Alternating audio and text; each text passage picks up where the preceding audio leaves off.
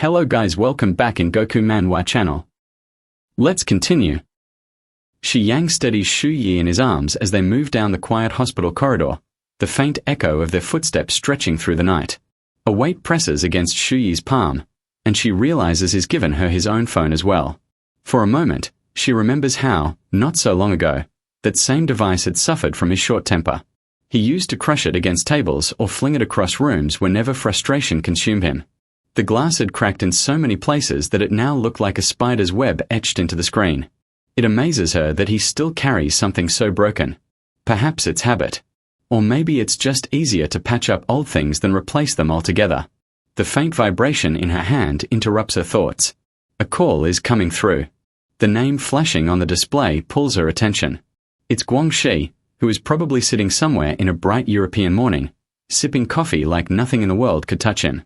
She hesitates, then swipes to accept. On the other end, his voice rolls out casually, almost teasing. He knows exactly when not to sleep, and how to find people in their most distracted moments. He asks if she's free tonight. Her breath catches for half a second, and she forces herself to keep walking. He continues, reminding her about someone from before, a face she had almost erased from her memory. Fiona. A name she hadn't expected to hear again under these flickering hospital lights. He notices the way her gaze flickers toward him again and again, almost as if she's unaware of how obvious it looks. It's not the first time either. This kind of quiet attention has a way of making even the most indifferent heart stumble. Someone like her, brilliant, radiant, and free of attachments, doesn't just appear out of nowhere. People like that often glide through rooms untouched, but tonight, her steps seem to pause just a little longer in his direction. The call hums through the line, a steady thread of sound that pulls his focus away from the corridor. The voice on the other end carries an easy, knowing tone, layered with amusement. There's mention of her asking about him earlier, her questions light yet unmistakably curious. That curiosity isn't casual. It has intent woven in. She even arranged her schedule to make tomorrow clear, leaving a space in her day that wasn't there before.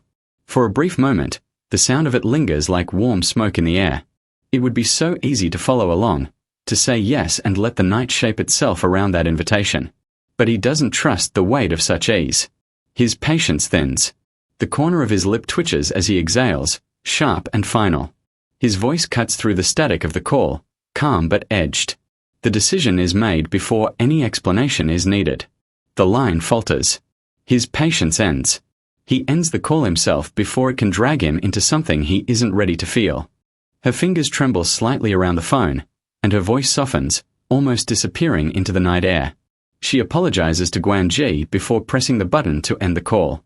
The screen goes dark, but the weight of the conversation lingers, as if it's seeping into her chest. Somewhere else, under bright chandeliers and easy laughter, a woman named Fiona had crossed paths with Shi Yang. Two strangers sharing a glance that lasted longer than politeness required. It's a clean, simple beginning, one that carries no hidden cracks beneath the surface. But her story with him has never been that simple. Every memory between them is layered like glass fog from the inside, unclear and too fragile to touch. For him, Fiona is new light. For her, everything has been built on secrets, unfinished words, and moments she couldn't fully explain. She wants to say something to fix it, anything. Her throat tightens as she admits she hadn't been entirely honest. The silence that follows is quiet but heavy, a space where 1,000 unspoken things could live. His only response is a soft sound, neither surprise nor anger, just a pause. Her chest clenches. She tries to speak again, but the next second, he leans forward suddenly, and her back meets the cool leather of the car seat. For an instant, her heartbeat trips, thinking he's closing in. But his hands only reach past her, clicking the seatbelt into place. It's so ordinary it hurts.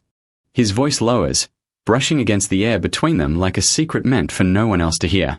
The warmth of it coils close, pulling at something she didn't know was so easily shaken. His words are soft but precise, threading through her drowsy state and making her pulse trip over itself. Her breath hitches, and the tips of her ears heat up. She doesn't fully process what's happening. The weight of the moment makes everything blur at the edges. Her movements come more from instinct than thought. Her lips graze his collarbone in a quick, clumsy brush of warmth, then find their way to his cheek in another small, unplanned touch. The world outside the car feels far away, muffled like a forgotten dream, and for a heartbeat, it's just the uneven rhythm between them. She doesn't realize how easily something so fleeting can lodge itself in memory. For him, though, this isn't the first weight he's carried quietly. Years of holding on to fractured things, conversations, scraps of time, names etched too deeply to fade. The phone in his hand still bears the cracked screen of a past that never left. Most people would have thrown it away long ago, replaced it without a second thought. But he never did. Not because it was useful, but because it held fragments of someone who once mattered enough to keep every message. Another quiet burden, added to a list already too long, sitting heavy beneath the calm surface he wears so well.